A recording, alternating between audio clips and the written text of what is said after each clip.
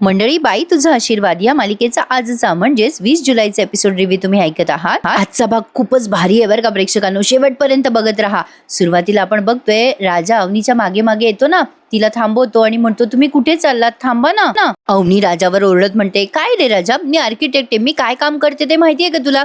नाही माहिती ना? पेंटर काय काम करतो राजा माहितीये तुला? आणि गवंडी काय काम करतो माहितीये का? राजा आता एकदम चुप्प बसतो बरं का. त्याला कळलंय यशोदाने सगळं सांगितलं म्हणून. मनातल्या मनात सगळं समजलंय त्याला. अवनी म्हणते, अरे हो, सॉरी. अरे हो राजा, तुझा मोठा भाऊ कॉन्ट्रॅक्टर आहे ना, तुला तर माहितीच असेल कॉन्ट्रॅक्टर कसे कॉन्ट्रॅक्ट घेतात. अरे तुझ्या मोठ्या भावाचे तर खूप साईट्स आहेत ना, खूप काम करतो ना तुझा मोठा भाऊ. आज जो इंटरव्ह्यू मिळाला तो यशोदाच्या ओळखीने मिळाला ना राजा? हो ना, बरोबर ना? मग राजा गपचूप म्हणतो अवनीला, अजून काय काय सांगितलं तुम्हाला यशोदादाने? अवनी म्हणते, काय म्हणालास राजा? अरे राजा, अजून काय आणि किती खोटं बोललायस तू मला? यशोदाच्या कामाच्या व्यतिरिक्त तू माझ्याशी काही खोटं बोलला असशील ना राजा, तर मला आत्ताच सांग. घरी जेव्हा पहिल्यांदा आले तेव्हा डाऊट आला होता मला. म्हणजे तुझा भाऊ एवढा मोठा कॉन्ट्रॅक्टर आणि घराची ही अवस्था. पण तरी मला वाटलं कदाचित तुमच्या घराशी सेंटिमेंट जोडले असतील. एक नाही 1000 प्रश्न पडले होते. पण नाही राजा, काहीच बोलले नव्हते रे मी. घर सोडून तुझ्या भरोशावर मी इथे राहते. आणि मग राजा, तुझ्यावर माझा विश्वास आहे म्हणून ना, तू माझ्या विश्वासाचा गैरफायदा घेशील असं वाटलं नव्हतं राजा मला. राजा म्हणत असतो, हे बघा मॅडम, मी खोटं बोललो त्याबद्दल काहीतरी कारण होतं. अवनी म्हणते, कसलं कारण? राजा म्हणतो, त्यावेळेला तुम्ही तुमच्या घरी होतात, मला काय माहिती तुम्ही आमच्या घरी येणार होतात. अवनी म्हणतो, अरे तुझ्या बोलण्याला काय अर्थ आहे राजा? राजा म्हणतो, हो अर्थ आहे, तुम्हाला नाही समजणार कदाचित तो अर्थ मॅडम, पण मी लहानपणापासून बघत आलोय, आमच्या घरच्यांना कधी मानच मिळाला नाही. अण्णाबद्दल कोणीच चांगलं बोललं नाही, सतत वाईटच बोलत आलं. अनोळखी माणसांसमोर बोलतो मी खोटं. निदान अनोळखी माणसासमोर तरी मान मिळावा माझ्या माणसांना, म्हणजे आमच्या घराला पण मान मिळावा असं वाटत होतं मला. एवढंच, बाकी माझ्या मनात काहीच नव्हतं. मला कुठे माहिती होतं तुम्ही घरी येऊन खरंच चेक करणार आहे. अवनी म्हणते, मग असं खोटं बोलून टाकायचं? काय रे राजा, तुला काय वाटलं, खोटं बोलून तू तुझ्या घरच्यांचा मान वाढवतोयस का? अरे बाबा राजा, यशोदादाचा चेहरा जाऊन बघ जरा, खरं बोलताना कसा होता त्यांचा चेहरा. अरे मला उगाच वेडी आशा होती रे, आज नोकरी मिळेल चांगली, पण राजा तू माझी आशा मारलीस रे. अरे यशोदा कॉन्ट्रॅक्टर नसून गवंडी आहेत. अरे हा प्रॉब्लेम माझा नाहीये राजा, पण तू तुझ्या घरच्यांबद्दल खोटं बोलवून मला फसवलंयस. राजा म्हणतो, अहो मॅडम, तुम्ही माझ्या घरच्यांना त्यांच्या कामावरून राहणीमानावरून जज करू नये म्हणून. अवनी म्हणते, म्हणून खोटं बोलायचं राजा? मला नाही राहायचंय तुझ्या बरोबर, आता नाही राहायचंय असं म्हणून अवनी आता एका रिक्षावाल्याला आवाज देते आणि रिक्षात बसायला लागते. राजा म्हणत असतो, ऐका ना मॅडम, कुठे चालले तुम्ही, सांगा ना.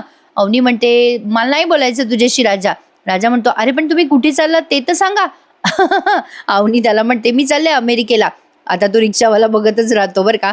राजा म्हणतो, अहो मॅडम असं का बोलताय? अवनी म्हणते, तू खोटं बोलू शकतो, मग मी नाही बोलू शकत का? राजा आता रिक्षाच्या मागे मागे पळत असतो, पण अवनी रिक्षात बसून निघून जाते.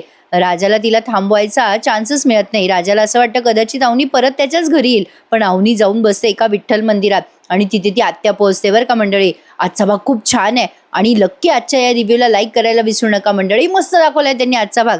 आता इथे या पायलचा सीन दाखवला बरं का, काहीतरी उगा हा सीन बळजबरी दाखवल्यासारखा वाटला मला. ही पायल मोठ्याने रडत असते आणि त्या पाण्याच्या गॅरेजमध्ये जाऊन रडते बरं का, आणि म्हणत असते, काय रे पानू, तू किती कठोर आहेस रे. मी तुला किती सांगितलं, मी तुझ्या खऱ्या खूप प्रेमात आहे, तुला काहीच वाटत नाही पानू. तेवढ्यात आता 2 माणसं येतात बरं का या पाण्याच्या गॅरेजवर त्यांची गाडी नीट करायला, आणि पायलला असं रडताना बघतात आणि त्या पाण्याला झापतात आणि म्हणतात, काय रे, काय झालं हिला? पानू त्या मुलांना सांगते, दादा, या माणसाने ना मला. आता तो माणूस म्हणतो, काय केलं रे तू या पोरीला? पाना म्हणतो, अरे भाऊ, ही उगाच रडू राहिली, तिला असं खोटं रडायची सवय. पायल सांग ना, काही पण काय बोल राहिली का? लगेच आता तो माणूस म्हणतो, चांगली पोरगी दिसली की त्रास देता ना तुम्ही पोरींना पोरं. अरे तुम्हाला चांगलं ओळखतो मी. पाण्या म्हणतो, ओ काही पण काय बोलताय? पाण्या घाबरतो, त्याला वाटतं आता ही माणसं आपल्याला मारतात की काय. तो पायलला म्हणतो, पायल काय नाटकं करू राहिली ग, सांग ना खरं. पायल म्हणते, अहो दादा या मुलाने ना. आता तो पाण्या म्हणतो, अगो बोल बाई, असं काय करू राहिली तू, येडेपणा, बोल काहीतरी. मग लगेच आता तो माणूस म्हणतो, तुझ्याकडे बघून वाटतंच तू असला तसला पोरगा आहे ते. आता त्या पाण्याच्या हाताखालचा पोरगा म्हणतो, ओ दादा, आम्ही काही केलं नाहीये. पाण्या म्हणतो, अगं बाई पायल बोल ना, अगं लोक जमा उरायली ना माझ्या गॅरेजवर. पायल म्हणते, अहो दादा, या पोरानं ना माझं हार्ट ब्रेक केलंय हो, असं म्हणून पायल पळून जाते बरं का तिथून. मग तो पाण्या सगळ्यांना सांगतो, बघा ऐकलं का, हृदय तुटलंय तिचं, म्हणते ती मी काही नाही केलं, चला चला निघा इथून. आणि आता पाण्या सगळ्यांना हकलून देतो बरं का. तेवढ्यात आता तो पाण्याच्या हाताखालचा मुलगा आवाज देत असतो पायाला. पाण्या म्हणतो, काय आवाज देऊ राहिला रे तिला. मग त्या पायलचा फोन विसरला असं तो सांगतो. मग पाना ठरवतो की पायलला फोनच द्यायचा नाही, स्विच ऑफच करतो तिचा फोन. बघू आता काय करते ते. ना रहेगा बास ना बजेगी बासुरी, बसू दे तिला बोंबलत, जाईल माझी पिढा मागची, असं म्हणून पाण्याने तिचा फोन घेऊन टाकला स्वतःकडे. इकडे धन्या आलाय घरी आणि वैतागून म्हणत असतो, काही ना काही चाललंय रोज घरी, अशानं माझा बीपी वाढू राहिला असं वाटू राहिलं मला. आणि आता तो वाट बघत असतो अवनीची बरं का आणि राजाची पण. तेवढ्यात आता तिथे पाण्या येतो घरी आणि म्हणतो, काय रे धन्या, काय झालं रे, टेन्शन मध्ये दिसतोयस, काय आलं, कॉलेजला नव्हता गेला का आज, का बंक केला. धन्या म्हणतो, काय निगेटिव्ह माणूस आहे रे तू. लगेच पाण्या म्हणतो, ए चापटाळी ना तुला, काय झालं नीट बोलते सांग. मग धन्या म्हणतो, अरे बाबा मी दुपारी कॉलेजला गेलो होतो, लेक्चर कॅन्सल झालं म्हणून परत आलो, ते डबा नेला होता ना ते. लगेच पाण्या म्हणतो, काय फाटपट पसारा सांगू राहिलं रे, मुद्द्याचं बोल ना. मग धन्या सांगतो, अरे वहिनी नव्हत्या गेल्या का सकाळी इंटरव्ह्यूला, इंटरव्ह्यूज कॅन्सल झाला. यशोदाला काय वाटलं कोणाच ठाऊक, यशोदा कुठेतरी घेऊन गेला वहिनीला, काय गडबडे काही समजे ना बाबा. तेवढ्यात यशोदा पण घरी आला बरं का. मग धन्या विचारतो, ए यशोदा वहिनी कुठे रे. यशोदा म्हणतो, काय अजून घरी नाही आल्या त्या. धन्या म्हणतो, तूच गेला होतास ना त्यांना सोबत घेऊन. यशोदा म्हणतो, अरे पण त्या तर निघाल्या होत्या तिथून. धन्या म्हणतो, मग कुठे गेल्या त्या. तेवढ्यात राजा पण येतो घरात. धन्या म्हणतो, राजा दादा, अरे वहिनी कुठे, वहिनी नाही आली अजून घरी, कुठे वहिनी. राजा म्हणतो, का कुठेत, काय कुठे पोहोचल्या नाही का त्या अजून. राजा म्हणतो, सॉरी धन्या म्हणतो, नाही अजून नाही आल्या त्या घरी. राजा खूप घाबरतो आणि आल्या पावली तसाच पळतो बाहेर अवनीला शोधायला. आता धन्या म्हणत असतो, ए राजा दादा थांब, मला येऊ दे. राजा सगळ्यांच्या आधी पुढे पळतो. इकडे अवनी एका विठ्ठल रुक्मिणी मंदिरात जाते बरं का. तिला खूप टेन्शन आलंय, राजा तिच्याशी खोटं बोलला म्हणून ती खूप अस्वस्थ झाली आहे बरं का. तिला ही गोष्ट सहन नाही होते. मालिकेचा नवीन प्रोमो पण आलाय प्रेक्षकांनो, बघा. आता राजा अवनीला शोधतोय गाडीवर आणि अवनी एका मंदिरात जाऊन बसते असं त्यांनी दाखवलंय. आणि तिथे ना ती राजाची आत्या येते बाबा. मालिकेचा जो नवीन प्रोमो आलाय ना त्यात आपल्याला असं दिसतंय की अवनीसाठी हे सगळे धांगड फॅमिली एका महिन्याची अॅनिव्हर्सरी साजरा करते. ते आजकाल निघालंय ना 1 month, काय 1 महिना पूर्ण झाला लग्नाला, 2 महिने पूर्ण झाले, तसं ते काहीतरी साजरा करणार आहे. आणि त्यात अवनी खूप नाराज असते. मग राजा तिला म्हणत असतो, निरोप समारंभ आहे असं म्हणून तुम्ही सगळ्यांच्या आनंदात सामील व्हा, तुम्हाला नाही राहायचंय ना माझ्यासोबत. अवनीने निर्णय घेतलाय, ती राजाला आता सोडून जाणार आहे बरं का. पण आता काय चमत्कार होईल आणि ती थांबेल हे आपल्याला येणाऱ्या भागामध्ये कळेलच.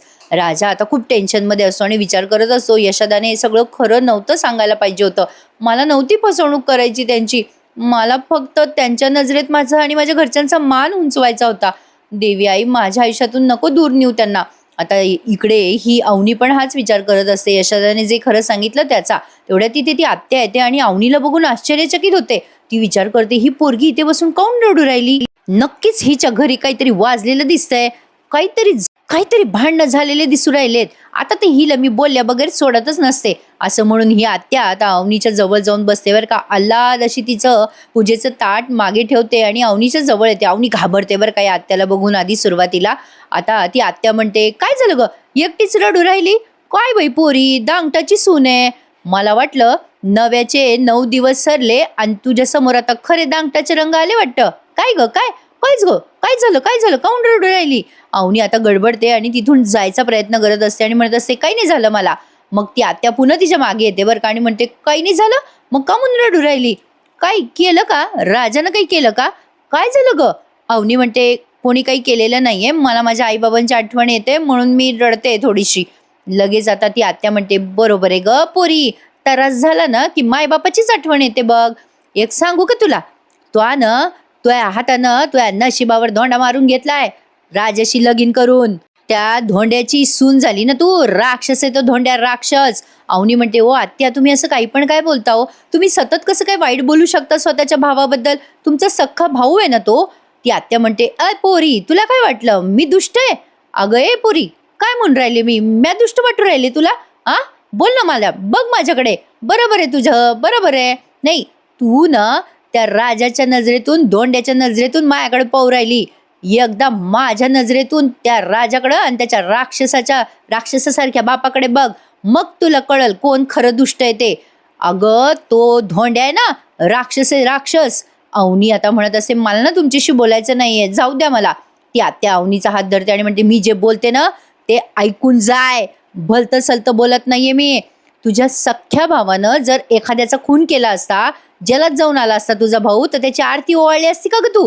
माहितीये का तुला? तो धोंड्याची बायको आहे ना, ती मेलेली नाहीये. तिला ठार मारलाय त्या धोंड्यानं. पोरांच्या आईचा खून केलाय त्या धोंड्यानं. अगं तसाच तसाच तो दुष्ट आहे आणि तो राक्षस आहे म्हणून मी तुला सांगू राहिले. ऐकायचंय अजून पुढे ऐकायचंय? सांगते ना तुला, ऐकून तर जा तू. अवनी आता घाबरलेली असते त्या आत्याच्या या बोलण्यामुळे बरं का. अवनीला आता टेन्शन आलंय. अवनी आता पुढे पुढे चाललेली असते. साहजिक आहे प्रेक्षकांनो. ती एक तर नवीन पोरगी आहे आणि ती ती आतापर्यंत त्यांच्यासोबत राहतीये. तो माणूस खुनी आहे हे तिला कळल्यावरती घाबरणारच ना. मुळात ती एका शिकलेल्या आणि सुसंस्कृत घरातून आलेली आहे. ती स्वतः सुद्धा शिकलेली आहे. त्यातनं तिला हे असलं काही भयंकर प्रकरण कळल्यावरती घाबरणारच. ती आता तिथून निघून जात असते तेव्हा ही आत्या पुन्हा तिच्या मागे मागे करते बाई. अवनीचा पिच्छा काही ती सोडे ना. अवनी पुढे पुढे चालत असते आणि ती आत्या म्हणत असते, ए पोरी अव ऐकलं का? अगं थांब, अगं मी काय म्हणते. तेवढ्या तिथे राजा आला बरं का. तो पोहोचतो राजा तिथे. अवनीला आता कळे ना मागं जाऊ का पुढे जाऊ. ती आता मध्येच थांबते राजाला बघितल्यावर. राजा तिथे येतो आणि आता अवनी पुन्हा तिकडे बसायला जाते. बाजूला जात असते ती. आता राजाने आत्याला पाहिलं. राजा त्याच्या आत्याला झापत म्हणतो, ए आत्या तू काय करू राहिली ग इथे? कीप सेफ डिस्टन्स आत्या, सांगून ठेवतोय तुला. ती आत्या म्हणते, चले मला काही सोच नाही. ती एकटी रडत बसली होती म्हणून मी तिला विचारायला गेले, तिला काही मदत लागतीये का माहेरी सोडायला. राजा म्हणतो, हा चल चल निघ आता आत्या निघ.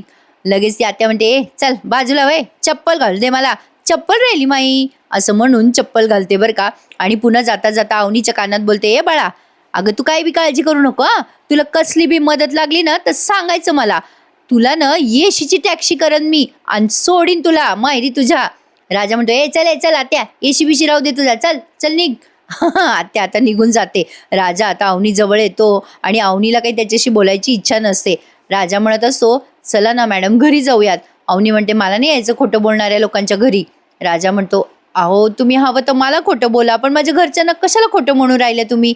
राजाला आता अवनी म्हणते, त्यांना नाही मी तुलाच खोटं बोलते. राजा म्हणतो, अहो असं काय करता, मी तेवढंच एक खोटं बोललो ना तुमच्याशी आणि तुम्ही.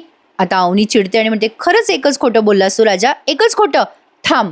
आता ती काय करते, तिचा मोबाईल काढते आणि त्या एने कन्स्ट्रक्शन वाल्याला फोन लावते. म्हणजे राजाच्या मालकाला, त्या नानाला फोन लावते बरं का. आणि स्पीकरवर ठेवते फोन. राजा म्हणत असतो, काय करताय तुम्ही.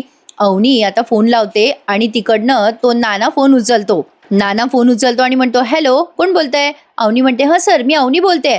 आजचा तुम्ही इंटरव्ह्यू कॅन्सल केला ना. मला कळेल का सर इंटरव्ह्यू का कॅन्सल केला तुम्ही, कधी होणार आहे पुढे इंटरव्ह्यू. त्यावर आता तो नाना म्हणतो, अहो आजच काय, इथून पुढे कधीही आपल्या आयुष्यात इंटरव्ह्यू होणार नाहीये. मी तुम्हाला आधीच सांगतो, माझी कोणतीच एने कन्स्ट्रक्शन कंपनी नाहीये बरं का. असं म्हणून फोन कट करून टाकतो आणि राजाने लावलेला तो बोर्ड आहे ना तो फाडून टाकतो. आता पुढे त्या फोनवर तो सांगतो पुढे, राजाने सांगितलं म्हणून मी हे सगळं केलंय आणि आता यापुढे मी त्याचं ऐकणार नाहीये असं म्हणतोय तो. अवनीला सगळं सत्य सांगतोय आणि मग फोन कट करतोय. अवनी आता राजाला म्हणते, बोलायचं का रे तुला, बोलायचं बोल ना बोल. राजा आता काहीच बोलत नाही पण शांत बसतो. अवनी आता म्हणते, बोल ना राजा बोल, आता तू बोलत नाहीयेस काही. राजा म्हणतो, ते आमचे नाना आहे ना जरा मॅनरलेस आहेत खरे. अवनी म्हणते, राजा अरे आता किती खोटं बोलणार आहेस अजून तू मला. राजा म्हणतो, ऐका ना माझं, खरं सांगतोय मनापासून, मला खोटं नव्हतं बोलायचं. म्हणजे माझ्यावरचा विश्वास थोडा हल्लाय खरा तुमचा, पण माझ्या घरच्यांवर तर विश्वास ठेवू शकता ना तुम्ही. यशोदाने तुम्हाला सांगितलंय ना सगळं खरं खरं. अहो त्यांच्यावर तर विश्वास ठेवा. अवनी म्हणते, विश्वास ठेवायचा असं म्हणून ती निघून जाते. मग तेवढ्यात तिथे धनू येतो आणि म्हणतो, वहिनी. अहो काय वहिनी तुम्ही इकडे, लय कुठे कुठे शोधलं तुम्हाला. अहो शेवटी तुम्ही सापडल्या नाही म्हणून देवाच्या पाया पडायला आलो. देवाला म्हणत होतो वहिनी सापडू द्या आणि तुम्ही सापडल्या. थांबा देवाला थँक्यू करून येतो. वहिनी देवाला नमस्कार करून येतो बघा. राजादा मग चपलावर लक्ष ठेवा असं म्हणून तो आता देवाला नमस्कार करायला जातो. मग राजा तेवढ्या वेळात अवनीशी बोलून घेतो बरं का. तो म्हणत असतो, ऐका ना मी काय म्हणतोय मॅडम, रिक्वेस्ट करतोय मी, ऐका ना.